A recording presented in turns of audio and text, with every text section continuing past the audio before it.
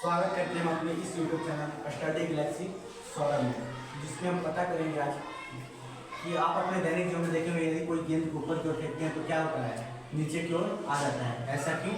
तो ग्रेविटेशनल के कारण। तो हम पता करेंगे ग्रेविटेशन है क्या, इसमें हम ग्रेविटेशन के दिमाग, ग्रेविटेशन की परिभाषा और इनका दिमाग और इससे बनने वाले जनरेटर को क्या करेंगे ये आज इसका फर्स्ट क्लास है। इसका क्लास और आगे जा सकता है क्योंकि एक क्लास में ग्रेविटेशन खत्म करना इम्पॉसिबल है। तो आज देखेंगे ग्रेविटेशन है क्या।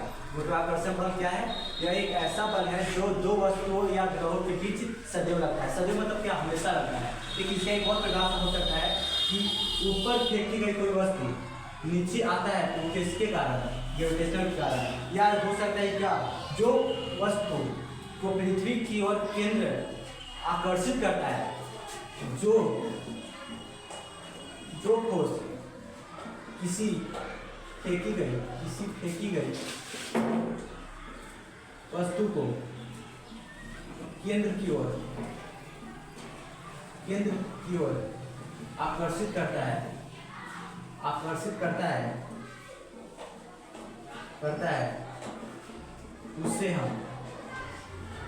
उससे गुरुत्वाकर्षण बल कहते हैं। गुरुत्वाकर्षण बल कहते हैं। देखिए आपको हल्का बाहरी आवाज आ सकता है क्योंकि हम लोग जहाँ पर हैं वहाँ पर गाड़ी में सामने जाकर आगे होते रहते हैं। गुरुत्वाकर्षण बल कहते हैं। ये भी इसका प्रभाव हो सकता है, ठीक ना। तो देखिए गुरुत्वाकर्षण बल का खोज किसने किया? तो आपको पता होगा कि फादर ऑफ क्या बोला गया? फिजिक्स। फादर ऑफ फिजिक्स किसको बोला गया है? फिजिक्स बोला गया है न्यूटन को, जो क्या किए थे? 3 नियम दिए थे, जिसमें बोले थे कि जो 3 नियम देते हैं फिजिक्स में, बोला गया है कि न्यूटन का 3 नियम है जिसके सिद्धांत पर क्या होता है? फिजिक्स पूरा कार्य करता है। तो फिजिक्स में फादर ऑफ फिजिक्स न्यूटन बोला गया है, वही गुरुत्वाकर्षण का बल का क्या दिए थे? अपना नियम दिए थे, जो बोले कि जो भी वस्तु ऊपर की ओर जाएगा तो क्या होगा? तो वापस आएगा। तो आपको दिमाग में भी चल रहा होगा कि यदि ऐसा कोई स्पीड है जो किसी वस्तु को ऊपर फेंकने पर वापस आ ही ना, विलुप्त हो जाए, जिसको बोल सकते हैं कि कोई वस्तु को मान लीजिए वस्तु है ऊपर की ओर फेंकी है तो ये कभी वापस ही आएगा, तो क्या हो जाए? हमेशा के लिए विलुप्त हो जाए। तो हाँ देखिए महाभारत में क्या होता है कि महाभारत में इनको देखे होंगे, इंद्रजीत को क्या होते थे? हमेशा विलुप्त हो जाते थे। ठीक है, सॉरी महाभारत में नहीं, रामायण में आप देखेंगे क्या इंद्रजीत को हमेशा विलुप्त हो जाते थे। वो भी क्या होता है? वहाँ पर बल लगता था 11.2 किलोमीटर पर सेकेंड। मतलब ऐसा कोई यंत्र हो जाए, ऐसा कोई यंत्र का निर्माण हो जाए जो 1 सेकेंड में कितना 11.2 किलोमीटर की स्पीड से क्या हो ट्रेवल करे, तो वो भी क्या हो जाएगा? तो वहाँ पर कोई वस्तु विलुप्त हो जाएगा, ठीक ना। तो अब यहाँ पर गुरुत्वाकर्षण बल का परिभाषा देखिए। लेकिन अब यहाँ पर सब पता करेंगे। देखिए इसमें होता क्या है, ये फोर्स लग रहा है, फोर्स दो वस्तुओं के बीच लगता है, M1 M2, दो वस्तु क्या? ये वस्तु भी हो सकता है, ये क्या प्लेनेट भी हो सकता है। अब इनके बीच का क्या दूरी का वर्ग का अनुपात है, ठीक ना। तो अब यहाँ से हो गया, अब इक्वेशन इसको फर्स्ट मान लिए और इसको इक्वेशन सेकंड मान लिए, ठीक ना। अब तो क्या करेंगे? समीकरण फर्स्ट प्लस सेकंड को जोड़ने पर अब क्या प्राप्त होगा? फर्स्ट और प्लस सेकंड को कैसे जोड़ेंगे? तो ये M1 M2 बटा के R है 1/r² नीचे आ जाएगा r²। अब आपको पता होगा कि जो समानुपाती का चिन्ह हटता है तो एक कांस्टेंट टर्म आता है, जिसमें क्या होगा? कांस्टेंट टर्म के भी आ सकता है, लेकिन यहाँ पर हम g लेंगे क्योंकि तो गुरुत्वाकर्षण के बारे में पता करना है तो उसको g से डिनोट करेंगे। तो ये हटेगा तो यहाँ पर क्या आएगा?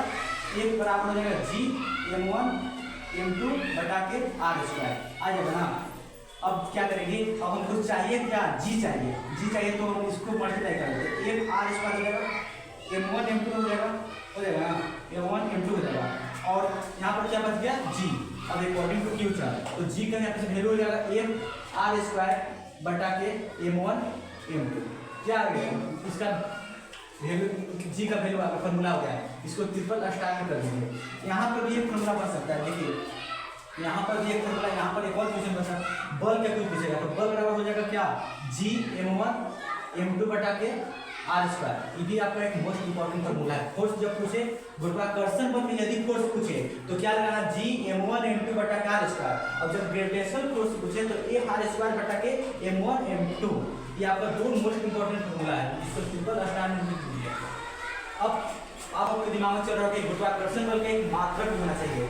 तो क्या करेंगे, मात्रक हमको किसका निकालना है, गुरुत्वाकर्षण बल। तो जी यहाँ चलेंगे, जी एक आर स्क्वायर होता है ना बटा के m1 m2 होता है ना। अब क्या करेंगे, जी जी जी का हम निकालना है, एक फोर्स का मात्रा क्या होता है, न्यूटन हो जाता है।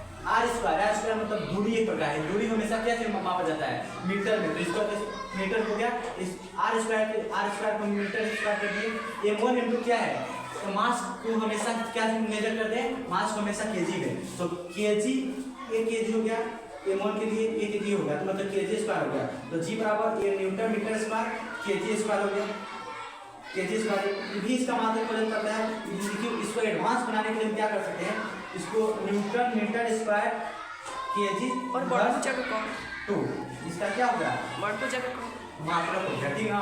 तो आज की क्लास को यहीं पर एंड करेंगे, क्योंकि मतलब इसमें हम क्या किए, आज फार्मूला को देखेंगे, इसका परिभाषा को देखेंगे, लेकिन अगला क्लास में